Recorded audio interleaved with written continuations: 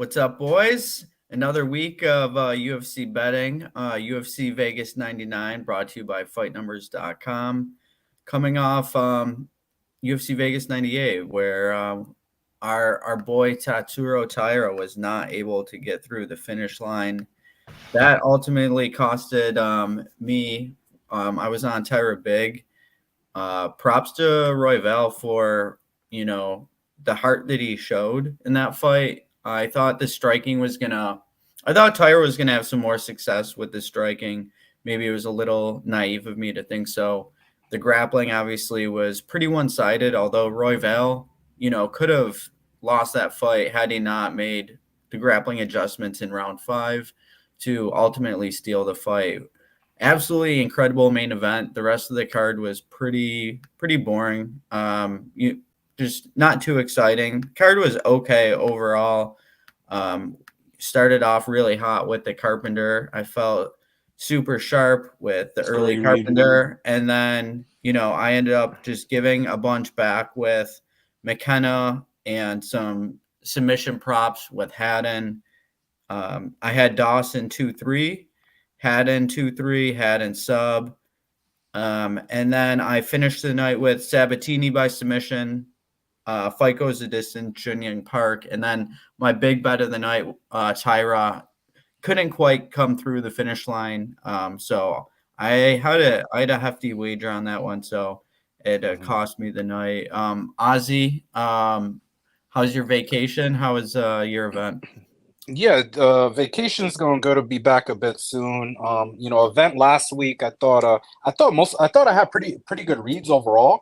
I think where the thing I lost on it similar to you, the McKenna fight. Basically, the first 3 fights actually. I thought the Clayton fight would go the distance, and then I thought I had a great read on the Cody had an under in that fight, and just couldn't come to fruition. Couldn't put him away or get away. But other than that, obviously past Sabatini, we did well on the CJ Vergara under. That was the good shout out. The over in the Daniel Rodriguez fight, Grant to win. And if you listen to, I mentioned, maybe looking for that round 2 or round 3 by KO, and it did come through. And then Jung Park fortunately won his fight. So with a little bit of live betting wins, I was slightly up. But with pre-fight, I think I was down a little bit, less than half a unit.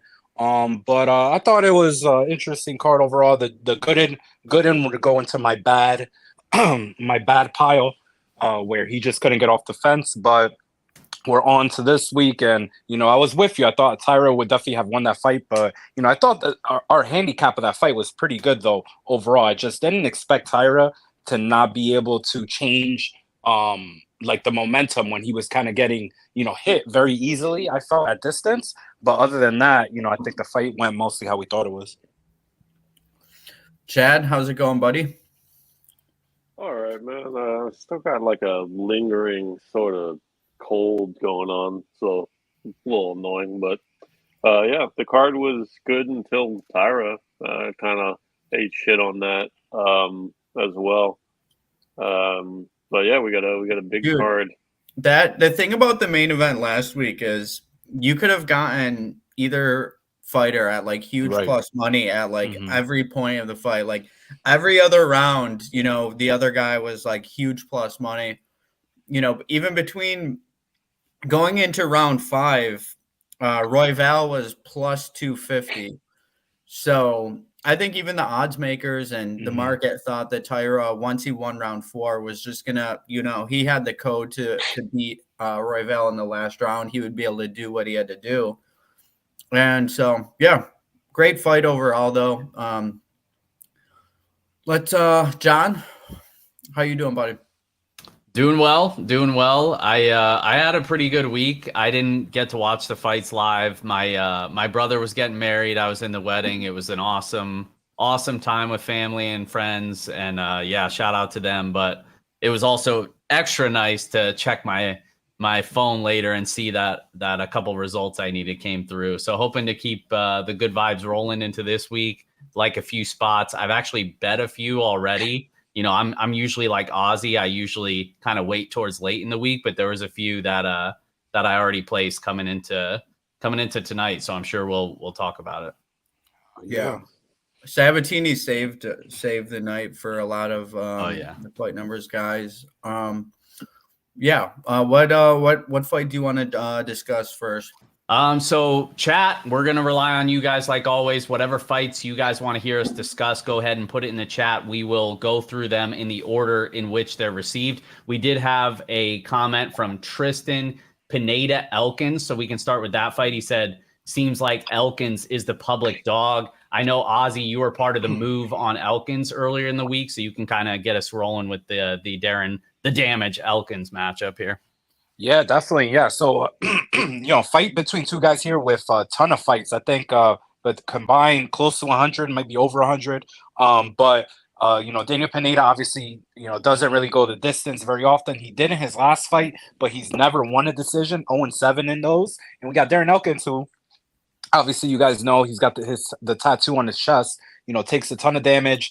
Has won a few, he's been kind of alternating wins and losses, is looking to try to get a win streak going here. And, I like him at plus 105, but I also think he should be a firm favorite here. If you think about Darren Elkins, he's got a great wrestling game. He's kind of, if you ever grappled or been in any kind of grappling rooms and things like that, the old wrestler, usually doesn't forget their tricks. So he moves really well on the ground. He transitions through his offensive and kind of scrambly movements, very well. You can see that in the TJ Brown fight.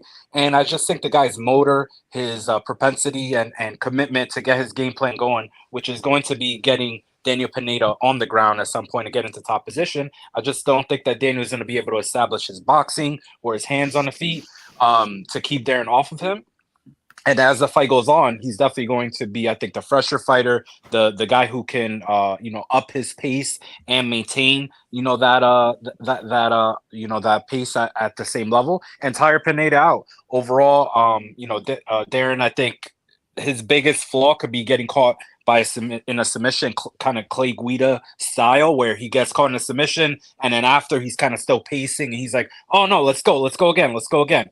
But overall, I think, even at this number, minus 115, 110, I think I would still bet him up to maybe that minus 135 area. And I would also think that he could pick up a finish, even though Pineda was able to survive against Nathaniel Wood. Wood kind of, I'm not going to say he coasted, but in the grappling, he wasn't as aggressive as I think a guy like Darren Elkins could be. So I'm looking for finish props as well. But, I really like him on the money line this week. I don't really have too much a strong take on this fight. Kind of a difficult one for me to get a read on. I think I've been betting Pineda unders for the past couple fights, and they haven't been coming through. But it seems like he's skating on really thin margins. He's been knocked down a shit ton in his past two fights. Kind of miraculous that he hasn't been finished in these past two fights with Caceres and against Nathaniel Wood. I know we are all on Wood pretty big on the KO 2-3, and that was just hurtful to not come through. So I don't really have a passionate take on this one. I'm going to defer to Ozzy. Yeah, I'm likely going to join Ozzy. I'm just trying to decide because I kind of think Elkins live is better than Elkins pre, especially now that the line has moved a little bit. I'm also interested, and I'm hoping Chad's going to be in the same boat as me, the sub 2-3 angle. I mean, it feels too obvious here with Darren Elkins, but even the KO 2-3 as well. Like, I'm kind of in between, and it seems like books are kind of, they're kind of up in the air like me on, what they kind of favor. Like Camby, I think, actually just priced it exactly the same between his KO and sub, like round by round. It was the exact same. I could kind of see it. What's that? And Method. They're both priced 460. Oh, and Method. Okay. So yeah, literally right down the middle. And I kind of agree with that because I could see it being like a late sub where he takes over with grappling, but I could also just see it where we know he's not going to tire and Pineda is, and he just starts like not doing a ton of damage, but no pun intended there, but at least just staying super active to the point where Pineda just shells up and he gets a TKO that way. But I think 2-3 angles are good for Elkins. I think live angle is good. Obviously, he's old. I know Tristan mentioned that in the chat as well. But Pineda's no spring chicken either, man. He's 39 years old, so he's right up there with him. He's never had good cardio. So yeah, I'm not one to usually back the olds, but I think it's a pretty solid Elkins spot, and yeah, that's where I'm at. Yeah, you are correct, John. I like this up 2-3 and 2-3 straight. Let's go. Yeah, it's just like Elkins is going to bring a sort of crazy pace that Wood kind of didn't. Wood's a little bit more of a beta boy. Elkins is, once he gets going, he's gonna. If this gets extended, he's gonna put him through the ringer. And Pineda, I know he's gone to decisions, but he's half dead after a round in these fights. He's getting a second wind in some, but like this man's probably going to be halfway cooked in round 2. And Tristan also mentioned in the chat, he mentioned retirement, Pineda. He's like, if I lose, I'll retire. And once you start saying that, it's always bearish. And if a fight gets real hard and you're thinking of retirement, very easy to tap, round 2, round 3. The going gets hard. You're like, I don't even want to do this anymore. This guy's on my neck. I'm out, so 1 foot out the door. Love it. Yeah. And there's no way you could talk Darren Elkins into retirement. Like he's gonna be like Tony Ferguson. They're gonna have to be like, yeah. you know what I mean? That dude's gonna fight till he's 50 until Dana doesn't let him. He's built for it. What else is he supposed to do? He's like bare knuckle is his only other. No, I'm just saying like he's gonna be like the ringer at like Uriah Faber's alpha male, just beating up like the 22-year-olds. He's gonna be like 48. Like beating on those guys. But what were you gonna say? I just realized End's ITD is -220 and GTD is +165. Don't you think that's a little much to End's inside the distance with a 39 and a 40-year-old who, don't really have a ton of power? Pineda, Elkins has pillow hands for sure. Yeah, it's definitely baking in the cardio dump from Pineda there. Yeah, it has to be. I think over 2.5 actually might not be a bad way to play it, honestly. +125 for what's the over 2.5. Anyone know the number by split? If it does go the distance. Imagine a Elkins 10-8 or a Pineda 10-8. I'll have to text Evan to get the split decision. There you go. Yeah. All right. It looks like we had my guy Dan Levy asking about the Phillips font under 2.5 at +185. Sooner or later, font is finally gonna go out. I'm gonna kick it to Ozzy again first, just because he did place a bet on this. He put a release out on Phillips ITD. I think yesterday or the day before. So Ozzy, you can talk about the Kyler Phillips angle. Yes, thank you guys for queuing me up back to back. Yeah, so I played the Phillips inside the distance at +225. Surely you could do the under at +185 to get some of Font. Maybe Kyler having the bad weight cut, Font being really sticky with the jab late. But overall, man, like you guys said, Font has been hurt multiple times on the ground. It's like he just deteriorates, or like he loses whatever strength he does have, because guys cut through his guard. He's very defensive. He kind of staples himself. Basically, when you're as defensive as Rob Font is, you staple yourself to the mat, and you're really not operating in any fashion where the guy on top has to worry about you kind of getting up. So they could just maneuver around you, knowing that one of the big angles or like pathways of you attacking them or making them stay honest is just not there. So I think, the submission is super live. I think the last time we all bet a Kyler Phillips submission was against Rojo, and he paid it off there pretty well. I think it could happen here, but also the guy's nasty. He throws great ground and pound when he does get on top of guys too. And I think this is a kind of a bit of a setup fight. Obviously, the line has steamed on the money line, $2 worth. But I just think that Kyler Phillips also mixes in a lot of great kicks as well. He throws head kicks, and things like that, flying knees. So I think it's a big difference from a lot of the guys that Rob Font has fought in the past. And even those guys have, sent him, dizzy all across the mat. So I think Kyler is able to finish the job, and you give us 2-1. I think it's a very, very, very good play. Ozzy, quick question. At any point, do you think Font money line becomes playable? Yeah, Or I you mean, just so out on him? I don't remember the last time I ever bet on Rob Font. I've definitely lost money trying to fade him against, I think, Yanez, but overall, I'm pretty sure I'm doing well against the guy.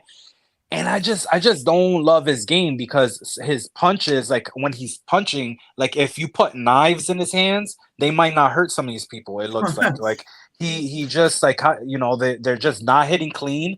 And but I mean the guy's tough. Like I wouldn't blame a guy, someone for doing that, for making that bet. But I would look to see the scales as well. Kyler, I think, is a big bantamweight, and Rob Font hasn't looked great on the scales either. But I think this guy is close to done. Honestly, Rob Font, I wouldn't be Yeah. surprised. I would love to know how many fights guys have left on their contracts, but it can't be a lot for Rob Font, dude. So, I think this is a classic fight where they, Yeah. we're looking to get a bounce for the No. guy lower ranked.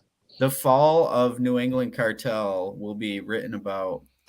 Yeah, at least they're consistent, dude. Though, because they show us that they have no grappling. All they do is box, and it's very easy to figure. But they've been changing up their training philosophies. I forget where they just went, but they were at a different. Maybe it was with Glover. I don't know where it was exactly, but they have been trying to mix up their looks. But I gotta see it to believe it. Yeah, I'm not really sure what I'm gonna do with this one, to be honest. I do kind of like the submission angle for Phillips. Good point about similar number to when he submitted Marcelo Rojo. I mean, Rojo's a pretty big bum, but fine. He has been rocked in most of his fights. He is a tough guy though. So I think I'd lean submission if Phillips is gonna get it done. I'm not really convinced that he's going to finish him, though. Like Ozzy said, I think it is important to look at weigh-ins. Both these guys have kind of looked sketchy on the scale, so I don't really know if there's a massive edge on ITD for me, just how I see it personally, but I'm going to continue looking into it. Do either of you guys like the under here or ITD? Yeah, I actually like Kyler KO. I think Font has been very fortunate to not have multiple KO losses on his resume. He's eaten a ton of damage. Everything that lands flush on him, hurts him at this point. Kyler, especially early, is very fast, very explosive. I think it's almost a certainty that he lands something very hard on Font early and rocks him. And just how many times can this guy get hurt really bad and not get finished? Maybe he does it again, but I'm almost certain Kyler's going to hurt him bad early. So at plus 575 for the KO, I took some of that. Yeah, I don't have anything for this fight, but I could definitely I like that KO angle, and I could be talked into some under action as well. Pretty much just agree with a lot of what you guys were saying, and it's kind of funny, Pepe. You were like, at what point does Font become playable? I don't even know what the number is for me. Like I actually have a friend who trains with New England Cartel, so anytime they're fighting, I usually, I'll ask him like what the training situation's like, try to get an inside scoop. I didn't even bother asking because I'm just like, Kyler probably either finishes him or is able to get the takedown. Like, I don't know, maybe I'm just too quick to write off these guys when it seems like it's tent time, but it definitely feels that way to me. So yeah. It looks like we had London Warner in the chat saying CJ money line seems like mush of the week. Anyone have any strong takes on the Sue Madarje Charles Johnson fight? I don't have a strong take, but I think that Madarji is a side money line wise.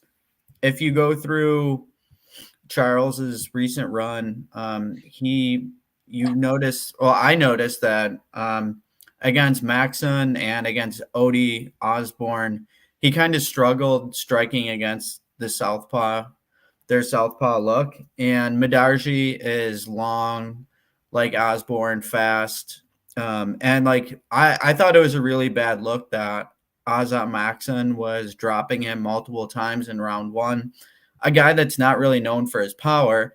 And then as the fight wore on, Azat just didn't really do enough. He's a super low volume. He got out volume by Tyson Nam of all people. So I think this is a bit of a step up in competition as far as striking goes with Sue Madarji. And Sue has like a really bad, obviously his submission grappling is really poor and he's been exposed by it multiple times, but Johnson's not really a natural wrestler. So I think that Madarji is potentially can stuff him first layer and keep it on the feet. And if he keeps it on the feet, I do favor Sue Madarji to win the fight. It's just whether you want to bank on your fight or potentially once he's down, he might be down for the entire round. I haven't decided, since I saw Charles get dropped multiple times, and I know that Charles is live to submit Sue. He's been submitted in damn near every loss. I think the under 2.5 is an interesting look. I think I like that a fair bit. A lot of people are like, Charles is super durable, which he is, but at some point you can't just continue getting cracked before you're eventually TKO'd. And I do think Madarji is live to get an early finish. So I like the Madarji money line side and the under. I'm mostly out on this fight, although I will say that the thing is with Sumadarji, he had obviously going into the shell fight, whatever happened, people are saying I think that he was hurt going into that one, or he came out of that hurt. And then apparently they said that the Tim Elliott one, he was hurt too. Like that's why he looked his knees might be done. He came out with the knee sleeves on. The double sleeves, and right? Everyone was double sleeve, and we're like, that's a wrap. Yep. Yeah, so the Nico Price special right there. Yeah, so He's I'm only just out on 28 him. though. I'm just out on him. I just can't trust the guy. I mean, overall, he's obviously has a strange body type. He's southpaw, left-handed. But like I just haven't seen enough from this guy, honestly. Like he's got a few, good punches and stuff like that. He'll throw in some step-in knees, but I don't think his kicks are that dangerous. It just I do think that Charles should know how to win this fight, but I'm also not in the business of betting on Charles Johnson. So it's gonna be a pass fight for me, but I'll look into it more. But it would be a look at the under, like Pepe was saying. But I think I'll more than likely end up just passing on the fight as a whole. Chad, you got anything on this one? I am in the business of betting Charles Johnson. I've been doing it, but we're betting him at dog odds for a lot of these fights, and they're tough ones generally. Like even the Van fight, I know it was a sick knockout, but he was losing that fight, and he half committed to like a takedown or two early, and then just didn't shoot a takedown for the rest of the fight. So it's not like he's going to come out here with his singlet on and put on a clinic on Sue. So it's just if this is a striking affair, it's hard to get behind him at juice. Maybe you could bet like the significant, like the striking significant strikes overs, just because Sue he'll eat some shots, and his defense is bad. So I imagine there'll be pretty high totals on Bet Online, but yeah, maybe not for the people that would DK. They'll get some good options there because I think this is probably a long striking fight. Unless Sue really has no knees at all at this point. We'll see. If he shows up with double knee sleeves, I'm betting Charles like start the fight. I swear. If I see him walking out, I'm betting Charles at that instant. Just for some added context, so the DK opened up the takedown prop for Charles Johnson.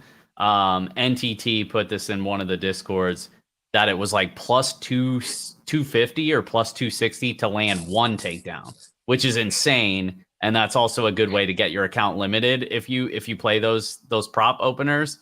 But it did correct, and now it's honestly, I think there's probably still some value, but it's like for Charles Johnson to land one takedown, last I looked, it was like minus 130. for him to land just one takedown. And then the strikes were at like 66.5 or 69.5. But yeah, I pretty much agree with everything you guys said. Originally, I was like, man, exactly what Chad said. I like CJ as a dog. I bet him as a dog a bunch of times, but seeing him as a -2 whatever favorite makes you feel a little bit uneasy, especially since historically he gives away that first round.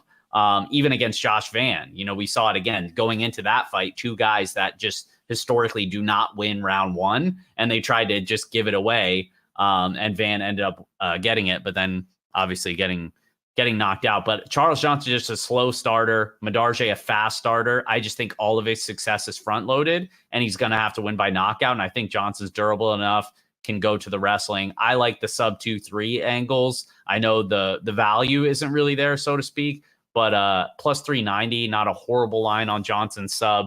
But I would look to go the 2-3 angle because Johnson's such a slow starter.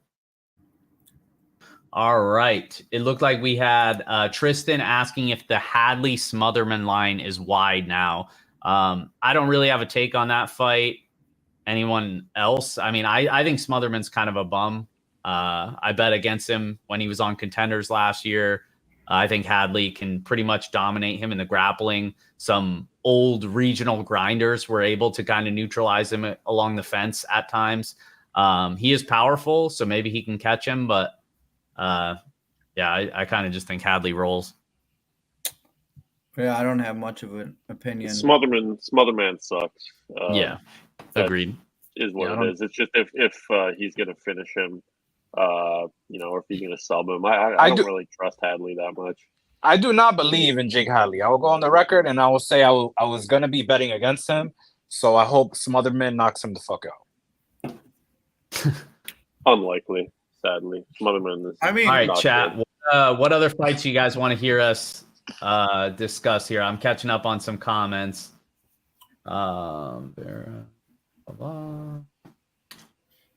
Okay, so no current requests. So whatever fights you guys want to hear us talk about, go ahead and put it in the chat. I was gonna say, because I don't know if people are gonna request this one. Pepe, you have a big bet on a WMMA fight. So if you want to tell us about that. Yes, we can get into that one. I really like the Melissa Martinez side against Elise Ardeline.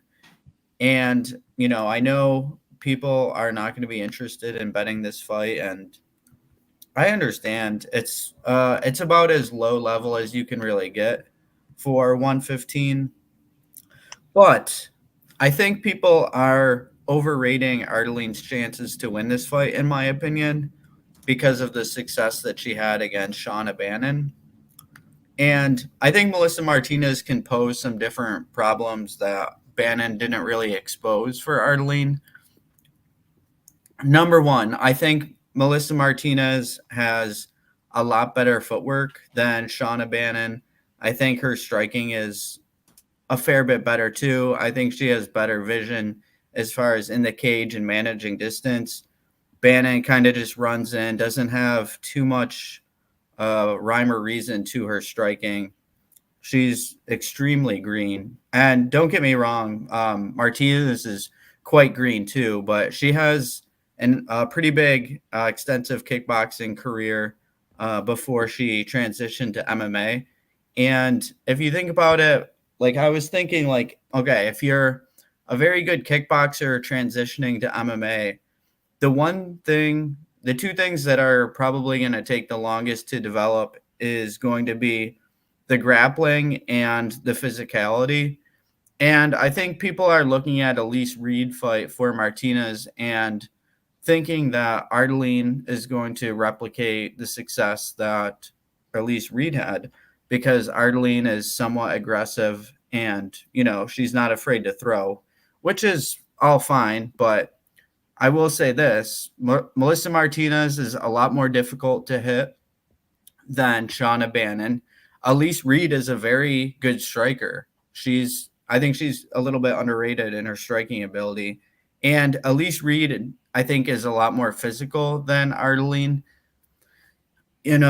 And so Martinez, she hasn't fought since 2022. So she has 2 years off, and she is only 27 years old. So a lot of my the I'm taking a bit of a leap of faith here with Martinez being 27, that she's in the 2 years off, she is going to have been able to put on some physicality. And I went through her Instagram, and I like what I see. She seems to be building some muscle. Where does she live, Pepe? Do you know? Does she live Mexico. Does she live in like Mexico City? Do you know, or Yeah, does she training Mexico somewhere else? City. Okay, so she's using a new Yeah. PI over there at altitude. Yeah, she's been at the new PI, and she did a camp at American Top Team also. Mm-hmm. So I think, another thing that I was thinking about in regards to this matchup is Martinez did get taken down a couple times against Reed in that fight, but at least Reed showed really good cardio. At least Ellene hasn't ever shown that she's been able to have a good round 3. I don't think her takedowns are that good. They're just like when people bum rush her, she puts her arms around her and gets like an upper body lock. I think Bannon made a huge mistake by trying to throw up low probability submissions that were all bullshit and allowed Ellene to control her a bit. I think that Martinez is a little more squirmy, and that she's going to be able to work up to her feet if she is taken down. And kind of how I see the fight playing out, I think Elleni's upside is like a close split decision where she gets, control time in 2 out of the 3 rounds, where I really think that Martinez could win this fight quite handedly. Like a 30-27 striking clinic wouldn't surprise me whatsoever. She's 5 years younger. She is a much more technical boxer, and I think I like what she does. Like, she's shown some good things. Like, she knows how to dig underhooks. She's got really good leg kicks. She's got good footwork. So I think she can be able to manage the range and piece Ellene up, be able to make her miss, kind of like Matador her. And Elise just doesn't know how to cut off the cage whatsoever. And I think she lacks a ton of skills. So I like Martinez quite a bit. Yeah, when this came through, I was definitely intrigued when I saw you on it, and I definitely am still leaning towards your direction. I was when it was Elise was a underdog. I was trying to convince myself why, like people that were laying juice were doing it incorrectly, right? Whatever. But at least, man, went back to go look at that Shannon Bannon fight, and what you were saying is true. Absolutely, the biggest difference is Shannon Bannon has better jiu-jitsu than Martinez does. She was going up for like arm bars and submissions off her back and things like this. But overall, her striking, like she has a horrible tempo. Like her timing is terrible, and I think Melissa actually has some good striking. Her leg kicks are nasty. She can, throw in combination a little bit.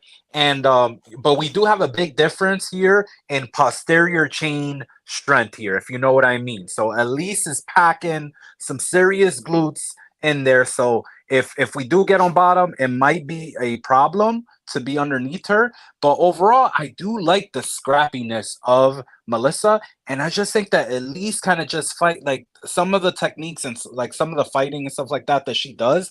I just don't know if when she's getting hit hard and cleanly, if she's going to be as enthusiastic as kind of like the stuff that you're saying, you know what I mean? And I do think that the striking of Melissa or Martinez can make her timid, which I think would let us run away with the fight. So I'm leaning to playing it as well, or I've been leaning to play it as well. So, I definitely do like her as a side. You're muted, Pepe. Okay, my bad. I wouldn't be surprised if Martinez landed a takedown either on Ellene. Also, like it's a big layoff, which we know historically is not great, especially in the female division. I touched on the trends in the past, but she's also stayed active too. Like she was doing camp with her brother, who just won a contract on Contender Series. He's a really good striker as well. I also think like UFC debut jitters, basically, if she didn't get dropped in round 1, I think you can make an argument she would have won that fight too. Like if Elise Reed didn't drop her in the first round there. So it's one where I don't really trust that Elise is going to come in here and land multiple takedowns. So I'm definitely siding with Pepe. Probably going to have to take it now since the market's been moving since that release. If you can get BetMGM is best available -120. Everywhere else is on the move a bit. But yeah, I like the Martinez side as well. Chad, are you going to round out the circle jerk here on the WMMA slight favorite, Melissa Martinez? Yeah, why not? Let's go. John, is her brother is the Black Spartan guy, David Martinez? David Martinez, yeah. Nice. Okay, yeah, so both those guys have been groomed, or both of them have been groomed like Combate, Latin America, and stuff like that. So, don't be telling me about TikTok followers. Elise is going to win because she's got 10 million or whatever it is. Someone said Elise was very enthusiastic to strike with Weili. That was for like literally a minute, like not even. Like that was the shortest striking exchange ever. And then she got ragdolled and submitted. If she strikes here, that's good. We want her to strike here. Yeah.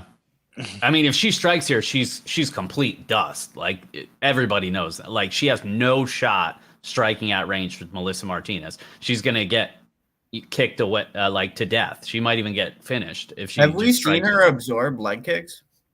I don't know. I didn't watch enough tape on her, honestly. I feel like that's a skill that you have to develop. Like, what's her name? Who is Kianzad? Like, has still never learned how to check a leg kick.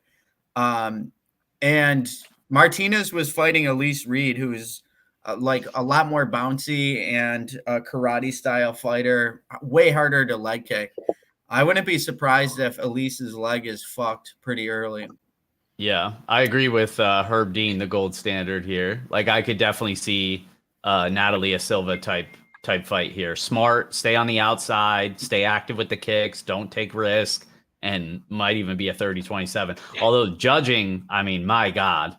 You don't need me to tell you judging's been horrendous lately. Landon wanted to hear us talk about the main event. Let's talk main event here. Any conviction here? Nobody currently that I know of has a bet on the main event yet. I definitely have a side that I'm eyeing. Curious to hear what you guys are thinking about this. Let Chad go first. Sure. Let's hear it. Yeah, initially I was like waffling, but yeah, it's got to be Fluffy if you're going to bet a money line side. Just a far, more coherent game plan to victory. Pretty much all decision equity, I think, fight extended equity.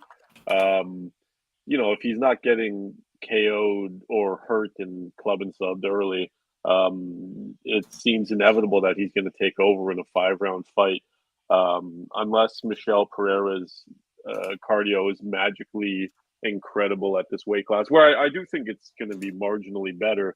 But Fluffy breaks guys, and Michelle, there's not much relevant tape on him grappling. You have the Tristan Connolly ragdoll thing when he did 30 backflips, but there's nothing to really indicate that he can grapple with Fluffy. So yeah, barring a early KO, I just think Fluffy takes over. I think it's probably sub 3 for our boy Fluffy, and yeah, at this money line with it coming all the way in, it's got to be the side. So. Yeah, I tend to agree. Honestly, that is the side that I've been eyeing. I'm probably going to get involved in some way, shape, or form here, whether it's money line or a prop or both. But I kind of see it the same way. I also think Pereira, like the reason why I think there's more upside on Hernandez is not only the relentless pace, obvious cardio advantages, but Pereira's also had like really favorable matchups. Like Hernandez is fighting, not that he's like fighting all the best guys, but he's been fighting much better competition in my opinion. And Pereira's just riding high, off 3 straight finishes, early finishes. Like I just feel like that's got to be baked into the price here. And then on top of that, Pereira is a guy who we never could trust to fight the right type of game plan. He's also fighting in his first main event. The guy is a showman. Like he is super live to just do something really stupid here as well. Like I don't trust the guy. I don't trust his fight IQ. I don't trust his cardio. And I know statistically he's got good takedown defense, but it's because he hasn't really faced anybody, like Chad was saying.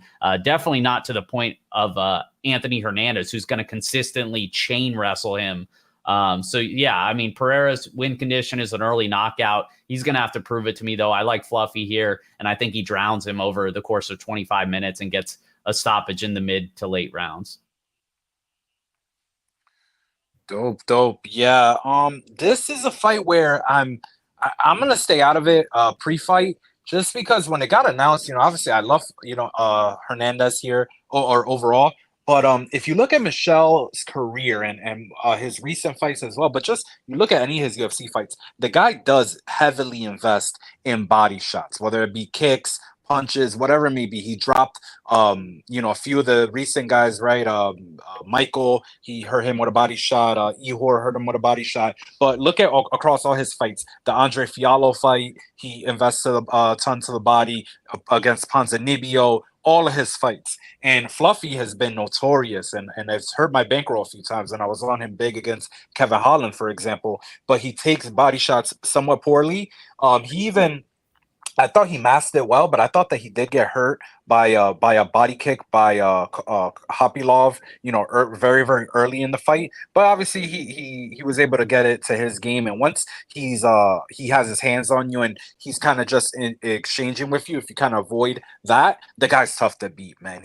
He's relentless with his hands. He throws them in combination. He always has you staying honest with the takedowns, and his takedowns just flow beautifully into his overall grappling game. The way he attacks his front headlocks, the way he transitions if you're kind of bridging and trying to move away from it, and his control from on top are all super impressive. But I do think that he's going to be vulnerable early, maybe eating knees to the body as well early. I think he busted that out against Ihor.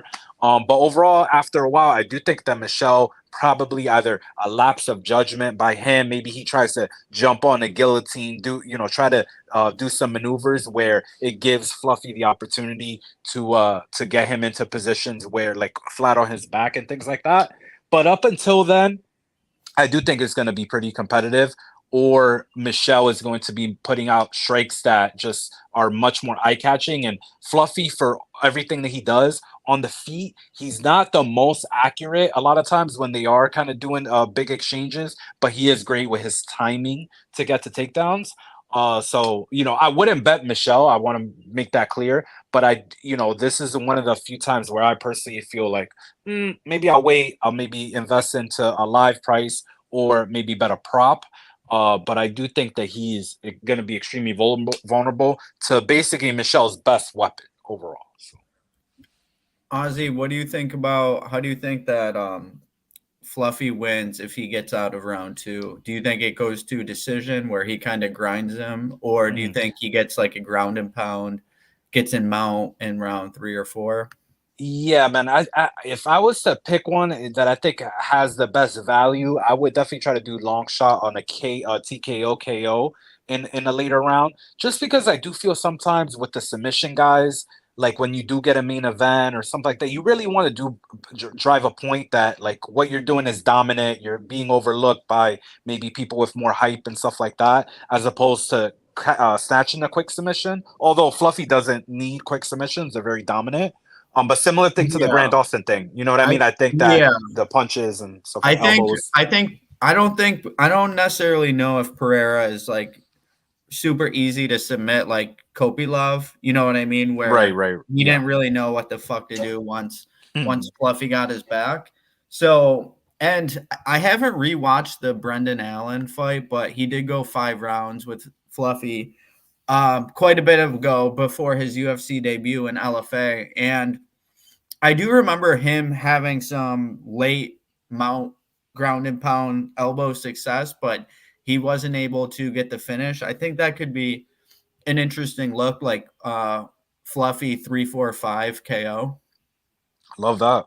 Yeah, I mean, if we could get that whole bucket, I think that would be great because I think that fades, him getting, finished early by big body strikes from Michelle, and then also kind of, putting in that cook, Michelle tiring Yeah, out. thinking about how the fight is playing out, like if you like Michelle's recent finishes that he's been getting, like you said, he's hurting them and then he gets the submission, and Hernandez isn't immune to not getting submitted. So I could see Pereira potentially getting an early sub, and the numbers on Pereira by round 1-2 submission could catch my eye too. I think there's a 20-1 and Wow.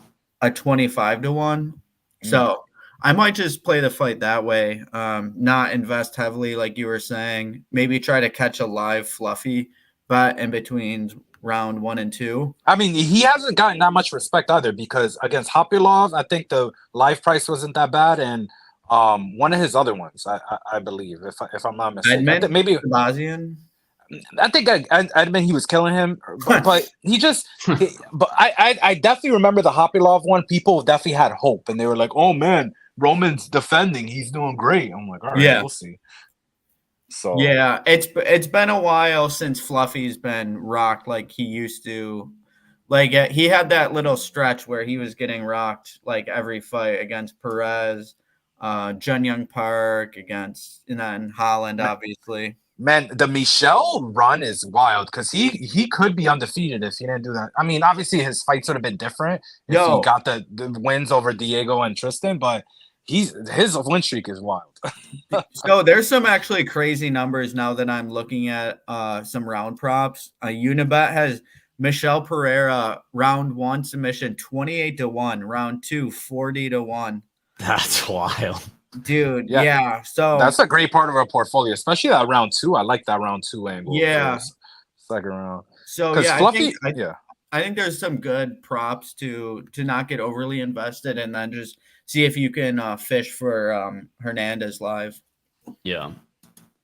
Just wanted to highlight my guy Sergio here says he watches. He's won big 2 weeks in a row. So hashtag testimonials. Love to hear it, man. Congrats. And hopefully it keeps rolling here. Appreciate all you guys rocking with us on Thursday night. There's a football game going on, but let's be honest, Broncos Saints, nobody cares about that. This is where the money's made. So appreciate you guys all being here. Next up, we had Previn and Kranz both asking about the Matsumoto Katona fight. I'll just start off by saying I feel very strongly this fight goes to the judges' scorecards. I parlayed GTD at -280. I think it's very solid. I don't give either of these guys much finishing equity in this matchup. So that's pretty much my convicted take on this is I just do not see a finish. Katana, we know he can't finish a sandwich. He had a layup spot against Jesse Butler, who's a total bot, and he couldn't even finish him. Matsumoto, I think, has some finishing upside, but not against a well-tested veteran like Katana, who's proven to be very durable. I just don't see a finish on either side. So I think -280 GTD is a good price and a nice parlay piece. I actually parlayed him with Robelis de Spain. So you guys can make fun of me if he ends up losing, but I kind of just think that's a cakewalk for him. Like how Pepe, you thought the Tafa Barnett matchup was going to go. That's kind of how I see this Despain Tafa. So that's my other leg of the parlay. But this one, I just like it to go the distance here. GTD -280, Matsumoto and Brad Katana.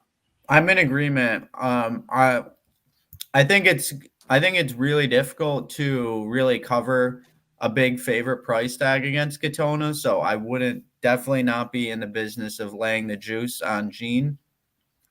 But realistically, like John said, GTD is -280, and honestly, you can make a pretty good case that it should be 80% in this. Like if they fight 10 times, I could see it going to GTD, 8 times easily. So I might throw that in a parlay as well. Good catch.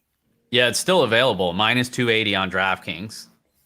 Yeah, so this fight, obviously, there's been some tout, action on the Brad Katona side.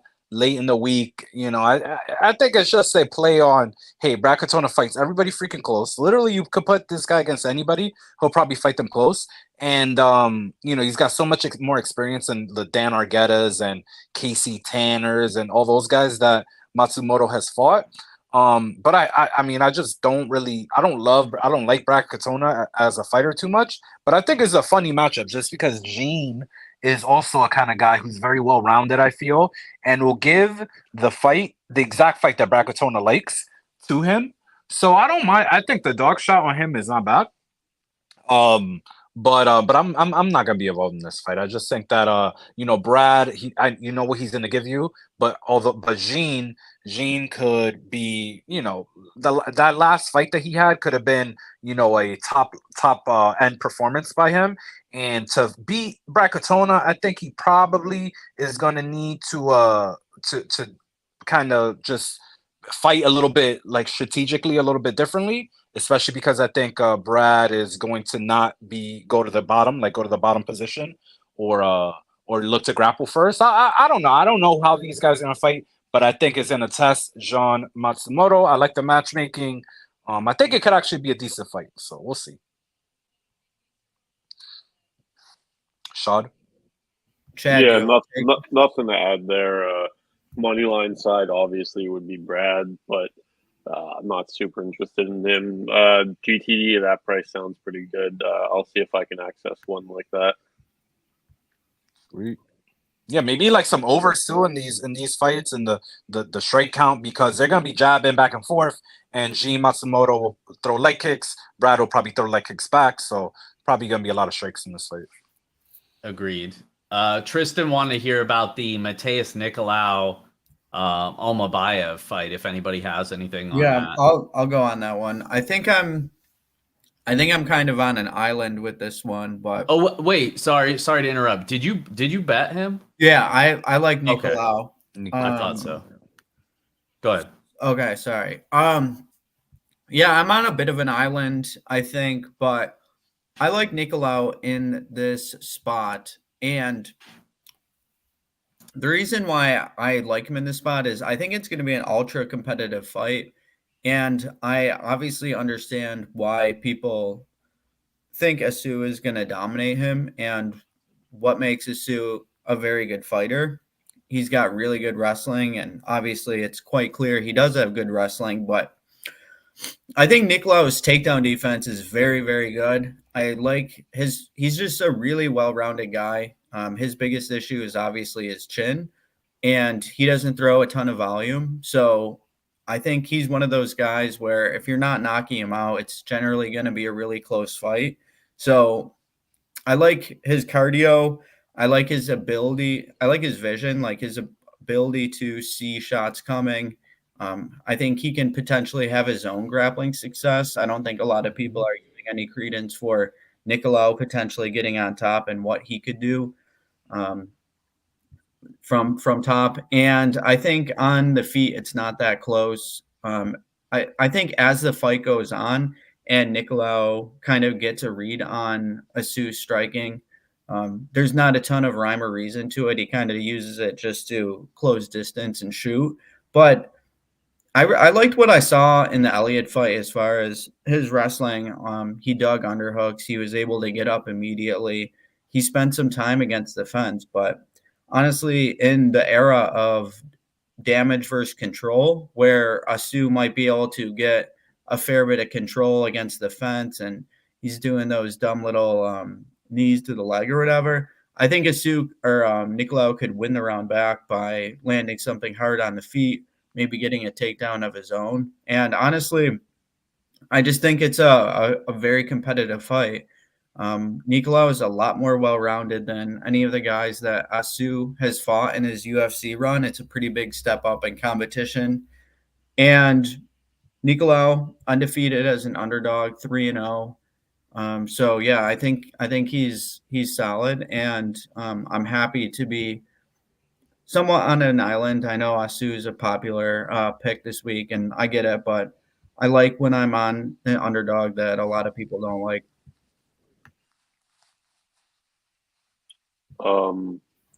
Yeah, I agree with you, Pepe. The line's been coming back because I didn't get I didn't bet at that point when you bet plus 170, I think. Mhm. But it's come back, and I'll keep monitoring it. But I think I have to be on Nicolau by fight day. I think market is overreacting a little bit from 2 KOs. Royval knee would have killed a lot of people, and Perez is legitimately very good. Uh, yeah, I just think that um, Nicolau is going to compete. I think he can get in good positions on top. I think Asu is a little sloppy, um, and he'll give Nicolau opportunities to maybe get on top himself. I, I trust Nicolau's cardio a lot more. Yeah, and we got someone in the chat. Glenn keeps asking about can he sub him, and I think it's definitely possible. And he said sub 2-3, and I'm a sucker for sub 2-3. Yeah, I think that's entirely possible. If Asu's going to force grappling exchanges, which he will, and he can get put in bad positions, I don't see why not. I know it's been a while for Nicolau, but it's very possible. Another thing I wanted to mention was um, two things. So at flyweight, it's really difficult to separate a ton. And number two, it's crazy impressive that Nicolau is 9-0 in decisions. That's pretty insane. He's fought a pretty good level of competition. So yeah, I'm happy riding with him. Ozzy, what do you think? I loved it. First of all, I love this matchmaking. Love this fight. I think it's a appropriate step up for Amabayev, Asu. But I do agree, and I kind of I like Nicolau. Although if and more likely when I play him, I do think I'm gonna mix in a little bit of the decision angle, which is at plus 300 now. Just because Nicolau, he's very comfortable circling the cage. He does have some good killer instincts. He has a submission game, like you guys are mentioning as well. But just there at flyweight, I think at a plus 300 number, I think that's a pretty fair price to have on a guy who he has never fought really a guy at this level or a guy this well rounded, especially. And Nicolau, he has moved his camp for the most part, I believe. I'm pretty sure over to the States, over to California. He's been working his grappling game a lot with Ronda Rousey and old judo coach and the guy that has helped Patty the Batty. I've actually got to train with the guy, on one occasion, and he's like a former college wrestler, judo world champion or Olympic qualifier, all this kind of stuff. And the focus on their training usually is those extended grappling situations and keeping mobile and staying transitioned, and kind of like how Darren Elkins, a similar thing, just continuing to move in these grappling transitions and always looking for the next opportunity to either escape or flip to be on top. And like you said, I do think Abu will look for takedowns. And on the feet, man, I do like Nicolau's hands. He's got underrated boxing. He mixes up his kicks decently, and I think he's ready. He knows that this is like a proven fight, right? If he doesn't win this one, it's kind of like a bringing of a new age. All the new stands coming in and taking over. The flyweight spots and all. But I do think that I do think the fight is gonna be competitive. I'd be really surprised if we saw an early finish from either guy. But I do think that the market is overreacting and kind of selling Nicolau stocks too heavily. I think that they would have done that in any fight, not just because it's specific to Abu's skill set. So I'm really interested in seeing this fight, and I think the third round is going to be a pivotal one. So I may think about a round 3 Nicolau, because I feel like the body type, like for example, the body type of Nicolau and how the fight is going to play out, I think is going to be way different than the Jose Johnson one. And even in there, dude, Jose Johnson locked him in like a triangle, I believe, in the third round. Or he had some grappling counter offense that he got off on Abu. And so I think Nicolau either will use that to get back up to his feet, make Abu work really hard, or maybe capitalize on that submission. The only thing I'll add is just on the other side, if you do believe Nicolau's chin is a real liability, or even if you don't and you're on the Nicolau side and you want to hedge a little bit, there's some big numbers on Almabayev by KO. I know he's not like known as like a power puncher, but 9-1 on Almabayev KO, I think is pretty big. That's on Unibet. That's the only other thing I'd add on that fight. All right, what else do we got, chat? Somebody else, Felipe, wanted to hear about the Despain Lane matchup. I kind of touched on that already. I just think it's a clear setup spot for Despain. They want to get this guy a win after, the hype was kind of derailed against Acosta. But what Acosta has is good cardio, right? He was able to weaponize that and really take over down the stretch. Austin Lane, even if he's able to get a takedown or two early, he's not a huge threat to finish, and he does not have cardio, and he's a big-time wilter. Anytime this dude gets hit, he basically just shells up, packs his bag, and wants to go home. He's been knocked out 5 times in his career. I think Despain hurts him early, gets that early knockout victory, and starts to build some hype back up. So like I said, I parlayed him with the GTD and Matsumoto fight, but I think this is a layup spot for Despain here.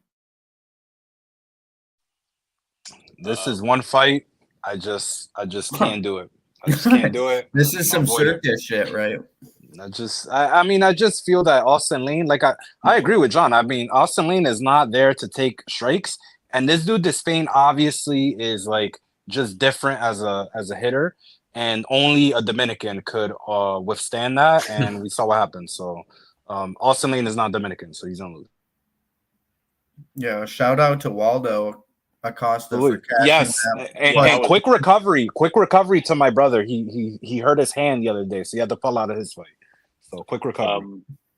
Yeah, and speaking of that fight, like even in round 2, Robles comes out, and Waldo had to stay pretty composed standing. He did eat a couple shots. He trusted in his chin and defense before Waldo before Robles was dumb enough to launch himself into the clinch again.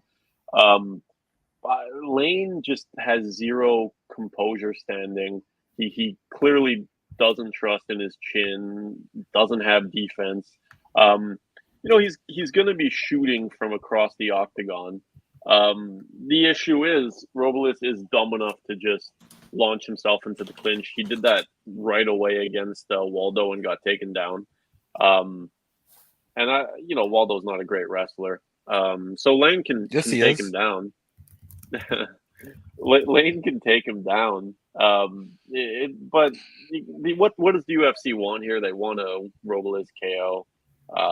He might just delete him in 30 seconds, because if he lands on him, Lane is probably going out. Does Despain know how to guillotine? I doubt it.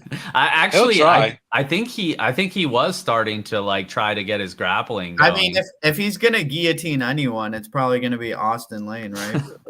Sub 3. Check. Sub 3. See if you could find any Despain grappling footage. But I'll tell you guys this: if you ever see a fighter that you like want to bet on and grappling footage, and in the grappling footage they have socks on, that's it, dude. Disqualify them, cross them out. The Greg Hardy, for example, that's it. You never bet on Greg Hardy, dude. You see that? X them off. So this happens. Yeah, Greg Hardy.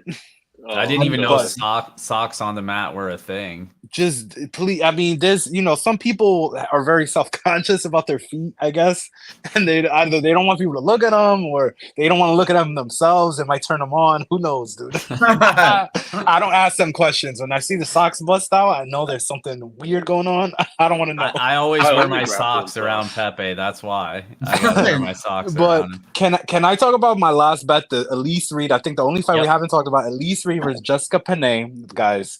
And this is an opportunity, guys. I'm telling you, man, these are the opportunities you look at and you say, hey, why would I do this? Should I do this? And the answer is yes, dude, because we got Jessica Pineda. She's 40, 41. Who knows? Women stop counting. I don't know when, but they stop counting. And She's plus 155 now. I liked her at the price 20 cents shorter. And guys, think about this. Emily Ducati, right? Obviously, Jessica Panay lost that fight big. She clearly lost the fight. But in that fight, she was competitive. Emily Ducati were a better wrestler than Elise Reed. In my opinion, better striker, more experience. All these kinds of things. Committed leg kicker. While you have Elise Reed, who's gotten taken down in every single one of her fights, even by fighters who you wouldn't think would go for takedowns. She is not mobile on the ground. She has I think she got her arm broken by Luke, like her arm was bent in the wrong direction, and that she took some damage in that. And Jessica Panay, dude, either way, even if it's that range, she's got a reach advantage. She uses her kick. She's not a strong striker, but she's tough. She'll keep coming forward, and Elise Reed will fall into the clinch. There will be grappling in this fight. There is no possible way that Elise Reed can stick and move and stay away from Jessica Panay, stay on the back foot, whatever it is, and avoid them locking up in the clinch, locking up, going to the ground, shooting her own takedown. Look at Lupi. Lupi's a way better wrestler than Jessica Panay. And Jessica Panay somehow found a way to snake onto her back like 3 different times. Lock up a body triangle easily could happen in this spot. And Elise Reed, man, she's not good. She's a karate girl from the Northeast, but we do not claim her. She does not claim the ground game, so we don't claim her. And at the end of the day, you're getting a huge, pretty big dog odds, I would say, above plus 150 on a girl who has a way more dominant skill set in one of the phases of MMA. And the other girl always gets exploited in that fashion. She got dominated by Loma Lupumi on the ground, for God's sake. So I'm taking this dog shot every day, twice on Sunday, and for sure on Saturday night. A couple things that are bullish for the Pinay side that I like. She's constantly training at a good camp with Angela Hill, who, like her, is able to find success later in life and grappling with Jenna Bishop. Even if you look, Ashley Yoder trains with them a lot, and she just had a really fucking dominant win over Gloria DePaula. Hell yeah. And Invicta. And she 30-27'd her. Once she got her down, it was just she wasn't going to get back up. And yeah, and the apex is also beneficial for Pinay in the spot. I think if she gets her down, she could probably find an armbar, right? She was able to work a pretty slick transition on Carolina when they fought. And oh yeah. Yeah, I don't really understand why people would be laying money line on Reed. Dude, it makes no sense. I mean, Reed's never beaten a good fighter in her life of fighting, ever. She beat Jasmine Jasavicius when Jasmine was cut into 115 in CFFC. And watch that fight, dude. There's so much grappling in that fight. So much. She can't help herself. Yeah, I've been a pretty big Elise Reed supporter, and it's usually because she's a massive underdog.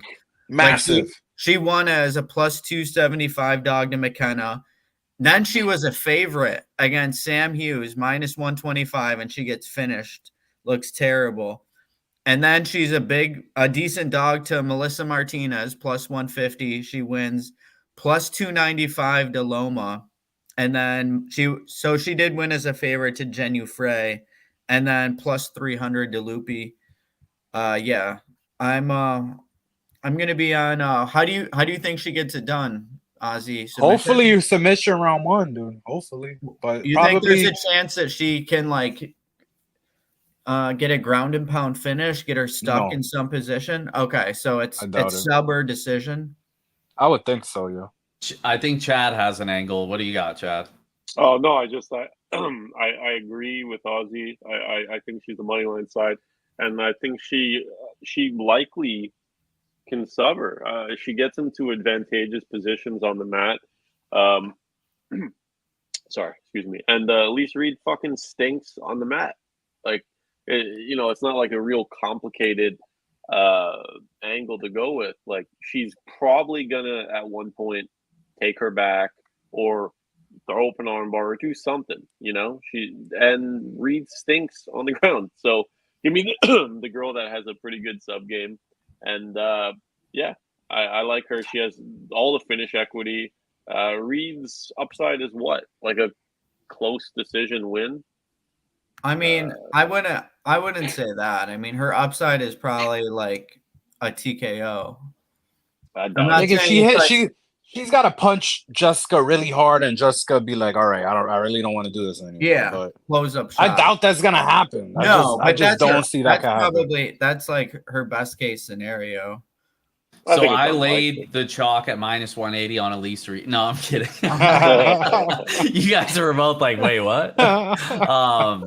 No, I don't have anything to add for that fight. I was just going to add, I don't think anyone cares about it, but the Edwards-Vidal fight, I bet Edwards by submission at 12-1, and that's still available on Unibet.